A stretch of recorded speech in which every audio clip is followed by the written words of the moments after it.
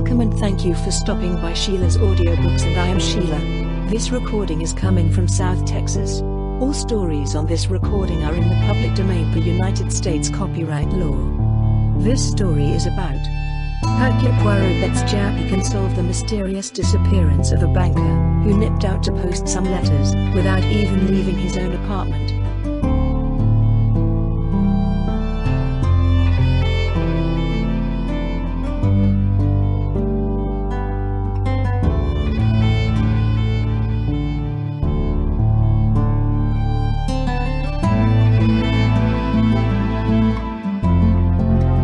The disappearance of Mr Davenheim.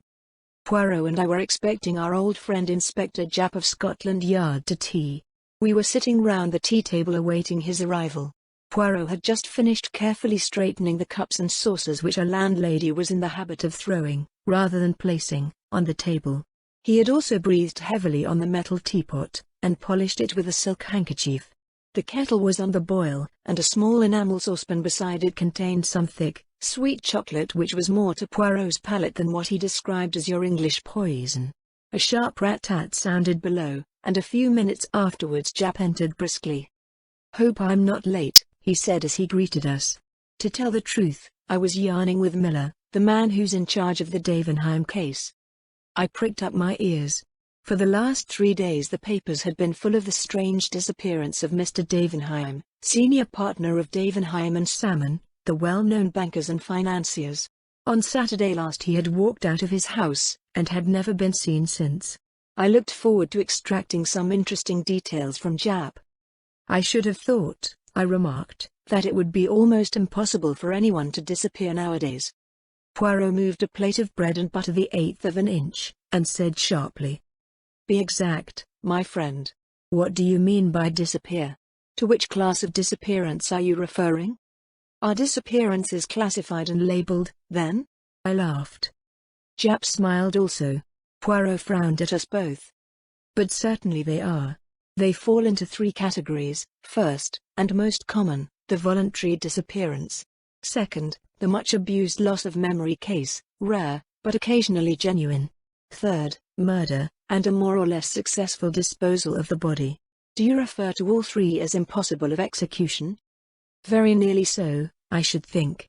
You might lose your own memory, but someone would be sure to recognize you, especially in the case of a well-known man like Davenheim. Then bodies can't be made to vanish into thin air. Sooner or later they turn up, concealed in lonely places, or in trunks. Murder will out. In the same way, the absconding clerk, or the domestic defaulter, is bound to be run down in these days of wireless telegraphy. He can be headed off from foreign countries. Ports and railway stations are watched, and, as for concealment in this country, his features and appearance will be known to everyone who reads a daily newspaper. He's up against civilization." "Mon ami," said Poirot, "you make one error. You do not allow for the fact that a man who had decided to make away with another man or with himself in a figurative sense might be that rare machine, a man of method. He might bring intelligence, talent, a careful calculation of detail to the task, and then I do not see why he should not be successful in baffling the police force." "But not you, I suppose?" said Japp good-humoredly, winking at me. "He couldn't baffle you, eh, Monsieur Poirot?"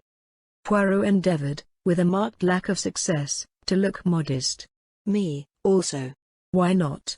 It is true that I approach such problems with an exact science, a mathematical precision, which seems, alas, only too rare in the new generation of detectives." Japp grinned more widely. "I don't know," he said. "Miller, the man who's on this case, is a smart chap. You may be very sure he won't overlook a footprint, or a cigar ash, or a crumb even. He's got eyes that see everything." "So, mon ami," said Poirot, "has the London sparrow. But all the same, I should not ask the little brown bird to solve the problem of Mr Davenheim. Come now, monsieur, you're not going to run down the value of details as clues?" "By no means. These things are all good in their way. The danger is they may assume undue importance. Most details are insignificant, 1 or 2 are vital. It is the brain, the little grey cells," he tapped his forehead, "on which one must rely. The senses mislead. One must seek the truth within, not without." "You don't mean to say, Monsieur Poirot, that you would undertake to solve a case without moving from your chair, do you? This is exactly what I do mean. Granted, the facts were placed before me. I regard myself as a consulting specialist. Japp slapped his knee. Hanged if I don't take you at your word. Bet you a fiver that you can't lay your hand, or rather tell me where to lay my hand, on Mr. Davenheim, dead or alive, before a week is out. Poirot considered. Eh bien, mon ami, I accept. Le sport, it is the passion of you English. Now, the facts. On Saturday last, as is his usual custom, Mr. Davenheim took the 12.40 train from Victoria to Chingside, where his palatial country place, the Cedars, is situated. After lunch, he strolled round the grounds, and gave various directions to the gardeners. Everybody agrees that his manner was absolutely normal and as usual. After tea he put his head into his wife's boudoir, saying that he was going to stroll down to the village and post some letters. He added that he was expecting a Mr. Lowen, on business. If he should come before he himself returned, he was to be shown into the study and asked to wait. Mr. Davenheim then left the house by the front door, passed leisurely down the drive, and out at the gate, and was never seen again. From that hour, he vanished completely. Pretty, very pretty, altogether a charming little problem, murmured Poirot. Proceed, my good friend. About a quarter of an hour later a tall, dark man with a thick black moustache rang the front door bell, and explained that he had an appointment with Mr. Davenheim. He gave the name of Lowen, and in accordance with the banker's instructions was shown into the study. Nearly an hour passed. Mr. Davenheim did not return. Finally Mr. Lowen rang the bell, and explained that he was unable to wait any longer, as he must catch his train back to town. Mrs. Davenheim apologized for her husband's absence, which seemed unaccountable, as she knew him to have been expecting the visitor. Mr. Lowen reiterated his regrets and took his departure. Well, as everyone knows, Mr. Davenheim did not return. Early on Sunday morning the police were communicated with, but could make neither head nor tail of the matter. Mr. Davenheim seemed literally to have vanished into thin air. He had not been to the post office, nor had he been seen passing through the village. At the station they were positive he had not departed by any train. His own motor had not left the garage. If he had hired a car to meet him in some lonely spot, it seems almost certain that by this time, in view of the large reward offered for information, the driver of it would have come forward to tell what he knew. True, there was a small race meeting at Entfield, 5 miles away, and if he had walked to that station he might have passed unnoticed in the crowd. But since then his photograph and a full description of him have been circulated in every newspaper, and nobody has been able to give any news of him. We have, of course, received many letters from all over England, but each clue, so far, has ended in disappointment. On Monday morning a further sensational discovery came to light. Behind the portiere in Mr. Davenheim's study stands a safe, and that safe had been broken into and rifled.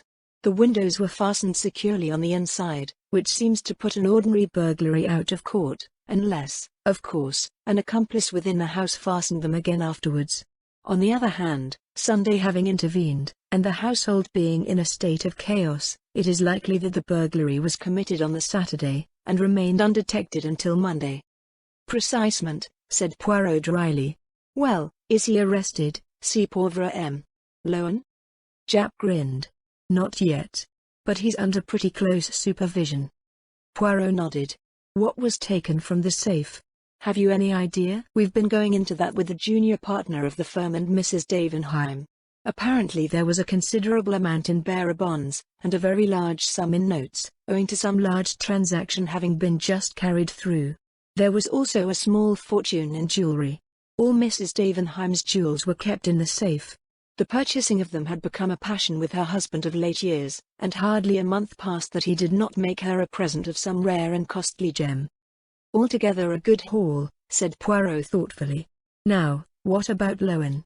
Is it known what his business was with Davenheim that evening? Well, the two men were apparently not on very good terms. Lowen is a speculator in quite a small way.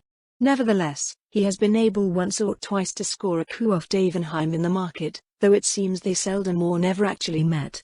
It was a matter concerning some South American shares which led the banker to make his appointment. Had Davenheim interests in South America, then? I believe so. Mrs. Davenheim happened to mention that he spent all last autumn in Buenos Aires. Any trouble in his home life? Were the husband and wife on good terms? I should say his domestic life was quite peaceful and uneventful. Mrs. Davenheim is a pleasant, rather unintelligent woman. Quite a non-entity, I think. Then we must not look for the solution of the mystery there. Had he any enemies? He had plenty of financial rivals, and no doubt there are many people whom he has got the better of who bear him no particular goodwill. But there was no one likely to make away with him, and, if they had, where is the body? Exactly. As Hastings says, bodies have a habit of coming to light with fatal persistency. By the way, one of the gardeners says he saw a figure going round to the side of the house toward the rose garden. The long French window of the study opens onto the rose garden, and Mr. Davenheim frequently entered and left the house that way. But the man was a good way off, at work on some cucumber frames, and cannot even say whether it was the figure of his master or not. Also, he cannot fix the time with any accuracy. It must have been before 6, as the gardeners cease work at that time. And Mr. Davenheim left the house? About 5:30 or thereabouts. What lies beyond the rose garden? A lake.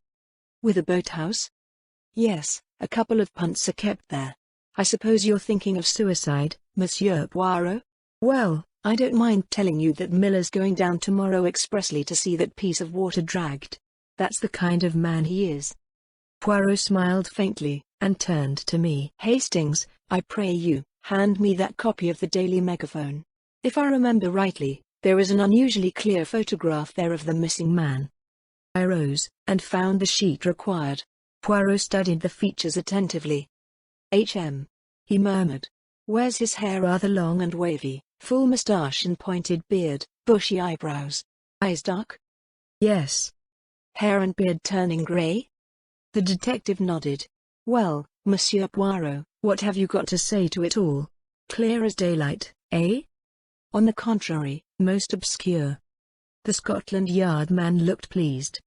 Which gives me great hopes of solving it, finished Poirot placidly. Eh? I find it a good sign when a case is obscure. If a thing is clear as daylight, bien, mistrust it.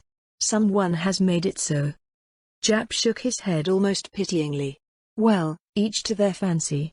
But it's not a bad thing to see your way clear ahead. I do not see, murmured Poirot. I shut my eyes, and think. Japp sighed. Well, you've got a clear week to think in. And you will bring me any fresh developments that arise, the result of the labors of the hard-working and lynx-eyed Inspector Miller, for instance. Certainly. That's in the bargain. Seems a shame, doesn't it? Said Japp to me as I accompanied him to the door. Like robbing a child. I could not help agreeing with a smile. I was still smiling as I re-entered the room. Bien, said Poirot immediately.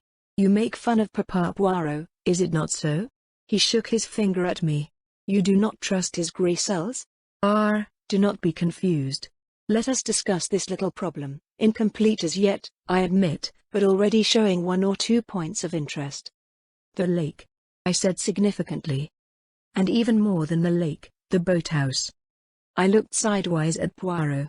He was smiling in his most inscrutable fashion. I felt that, for the moment, it would be quite useless to question him further. We heard nothing of Japp until the following evening, when he walked in about 9 o'clock. I saw at once by his expression that he was bursting with news of some kind. Bien, my friend, remarked Poirot. All goes well? But do not tell me that you have discovered the body of Mr. Davenheim in your lake, because I shall not believe you. We haven't found the body, but we did find his clothes, the identical clothes he was wearing that day. What do you say to that? Any other clothes missing from the house? No, his valet is quite positive on that point. The rest of his wardrobe is intact. There's more. We've arrested Lowen. One of the maids, whose business it is to fasten the bedroom windows, declares that she saw Lowen coming towards the study through the rose garden about 6:15. That would be about 10 minutes before he left the house. What does he himself say to that? Denied first of all that he had ever left the study. But the maid was positive, and he pretended afterwards that he had forgotten just stepping out of the window to examine an unusual species of rose. Rather a weak story. And there's fresh evidence against him come to light. Mr. Davenheim always wore a thick gold ring set with a solitaire diamond on the little finger of his right hand. Well, that ring was pawned in London on Saturday night by a man called Billy Kellett. He's already known to the police, did 3 months last autumn for lifting an old gentleman's watch. It seems he tried to pawn the ring at no less than 5 different places, succeeded at the last one, got gloriously drunk on the proceeds, assaulted a policeman, and was run in consequence. I went to Bow Street with Miller and saw him. He's sober enough now, and I don't mind admitting we pretty well frightened the life out of him, hinting he might be charged with murder. This is his yarn, and a very queer one it is. He was at Enfield races on Saturday, though I dare say scarfpins was his line of business, rather than betting. Anyway, he had a bad day, and was down on his luck. He was tramping along the road to Chingside, and sat down in a ditch to rest just before he got into the village. A few minutes later he noticed a man coming along the road to the village, dark-complexioned gent, with a big moustache, one of them city toffs, is his description of the man. Kellett was half concealed from the road by a heap of stones. Just before he got abreast of him, the man looked quickly up and down the road, and seeing it apparently deserted he took a small object from his pocket and threw it over the hedge. Then he went on towards the station. Now, the object he had thrown over the hedge had fallen with a slight chink which aroused the curiosity of the human derelict in the ditch. He investigated and, after a short search, discovered the ring. That is Kellett's story. It's only fair to say that Lowen denies it utterly, and of course the word of a man like Kellett can't be relied upon in the slightest. It's within the bounds of possibility that he met Davenheim in the lane and robbed and murdered him. Poirot shook his head. Very improbable, mon ami. He had no means of disposing of the body. It would have been found by now. Secondly, the open way in which he pawned the ring makes it unlikely that he did murder to get it. Thirdly, your sneak thief is rarely a murderer. Fourthly, as he has been in prison since Saturday, it would be too much of a coincidence that he is able to give so accurate a description of Lowen. Japp nodded. I don't say you're not right. But all the same, you won't get a jury to take much note of a jailbird's evidence. What seems odd to me is that Lowen couldn't find a cleverer way of disposing of the ring. Poirot shrugged his shoulders. Well, after all, if it were found in the neighborhood, it might be argued that Davenheim himself had dropped it. But why remove it from the body at all? I cried. There might be a reason for that, said Japp. Do you know that just beyond the lake, a little gate leads out onto the hill, and not 3 minutes' walk brings you to, what do you think? A lime kiln. Good heavens! I cried. You mean that the lime which destroyed the body would be powerless to affect the metal of the ring? Exactly. It seems to me, I said, that explains everything. What a horrible crime. By common consent we both turned and looked at Poirot. He seemed lost in reflection, his brow knitted, as though with some supreme mental effort. I felt that at last his keen intellect was asserting itself. What would his first words be? We were not long left in doubt. With a sigh, the tension of his attitude relaxed, and turning to Japp, he asked, Have you any idea, my friend, whether Mr. and Mrs. Davenheim occupied the same bedroom? The question seemed so ludicrously inappropriate that for a moment we both stared in silence. Then Japp burst into a laugh. Good Lord, Monsieur Poirot, I thought you were coming out with something startling. As to your question, I'm sure I don't know. You could find out? Asked Poirot with curious persistence. Oh, certainly. If you really want to know. Merci, mon ami. I should be obliged if you would make a point of it. Japp stared at him a few minutes longer, but Poirot seemed to have forgotten us both. The detective shook his head sadly at me, and murmuring, Poor old fellow. War's been too much for him, gently withdrew from the room. As Poirot still seemed sunk in a daydream, I took a sheet of paper, and amused myself by scribbling notes upon it. My friend's voice aroused me. He had come out of his reverie, and was looking brisk and alert. Que faites-vous là, mon ami? I was jotting down what occurred to me as the main points of interest in this affair. You become methodical at last, said Poirot approvingly.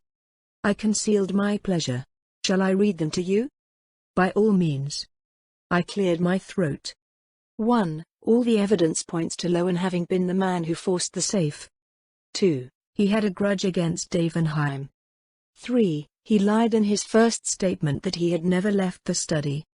4. If you accept Billy Kellett's story as true, Lowen is unmistakably implicated.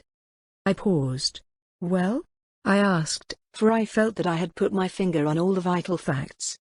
Poirot looked at me pityingly, shaking his head very gently. Mon pauvre ami. But it is that you have not the gift.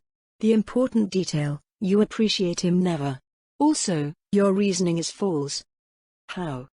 Let me take your 4 points. 1. Mr. Lowen could not possibly know that he would have the chance to open the safe. He came for a business interview.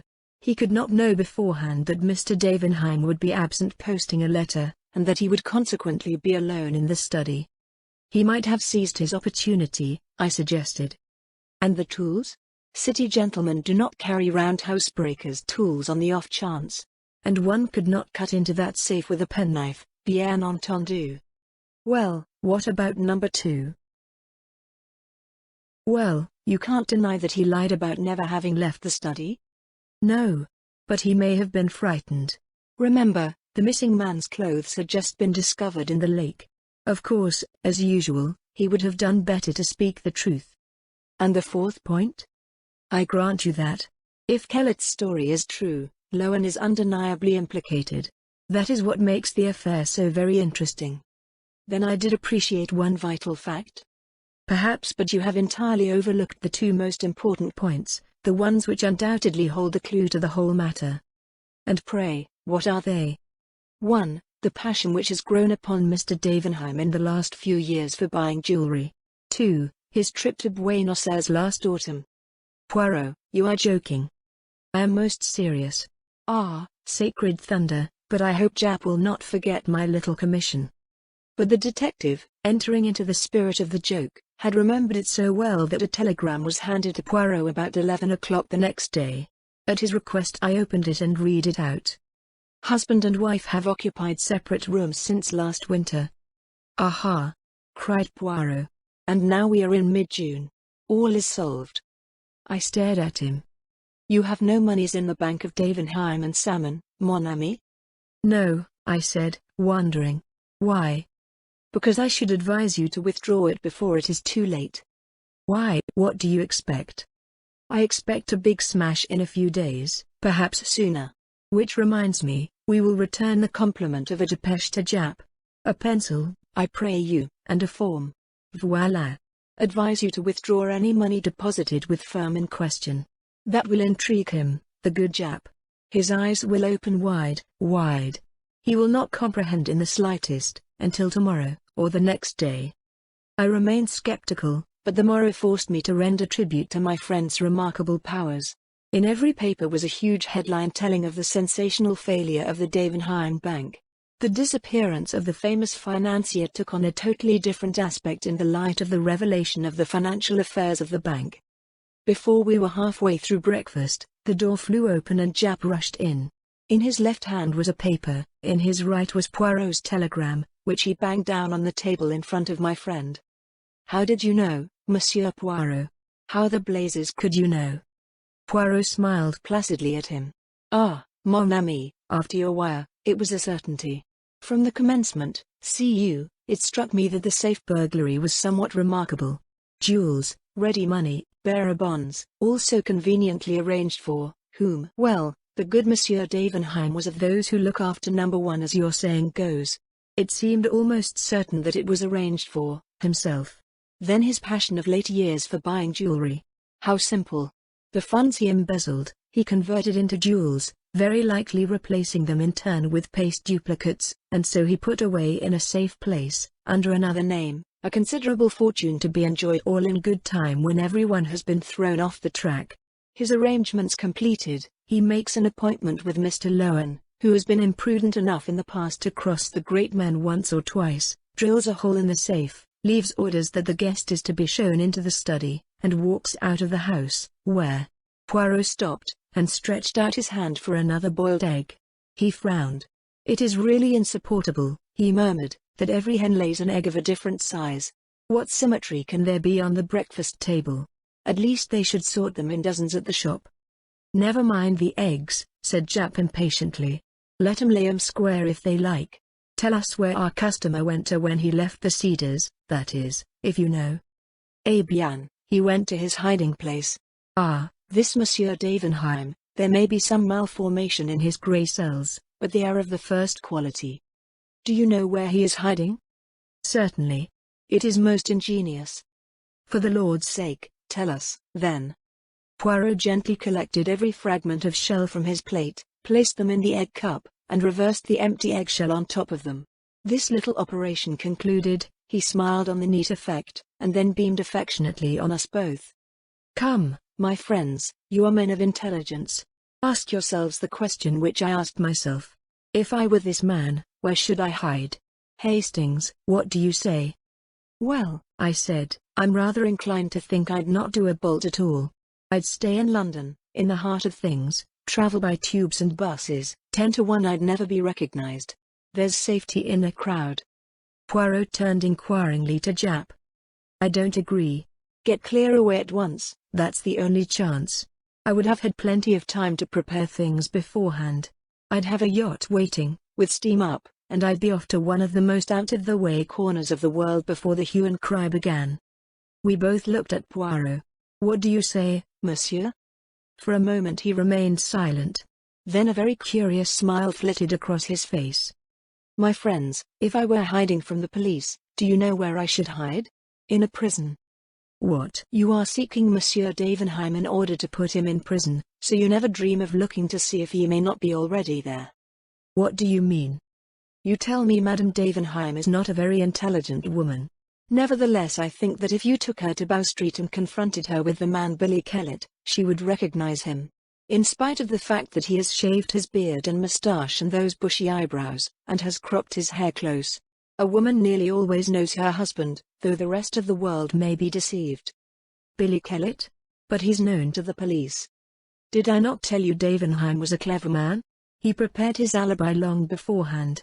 He was not in Buenos Aires last autumn, he was creating the character of Billy Kellett, doing 3 months, so that the police should have no suspicions when the time came. He was playing, remember, for a large fortune, as well as liberty. It was worthwhile doing the thing thoroughly. Only. Yes?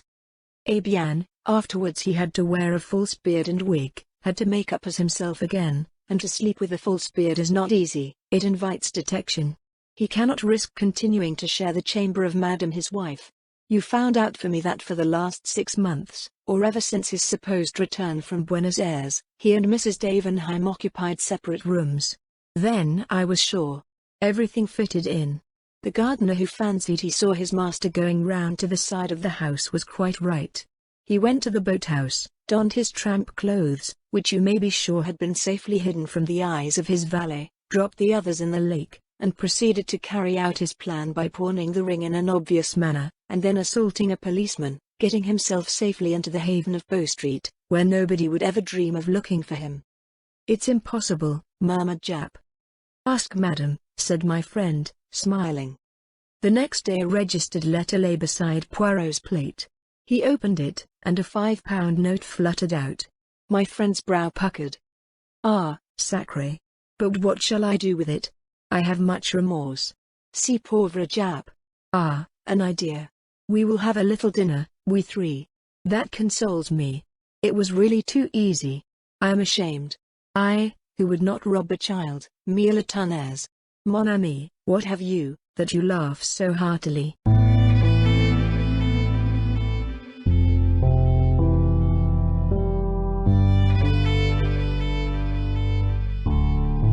Thank you for listening to today's episode. I really hoped you enjoyed it. There will be more to come. Please subscribe not to miss out on what is next. I will be looking forward to your return. The music is by Madfan from Pixabay. To support this and other artists, go to pixabay.com. Sheila.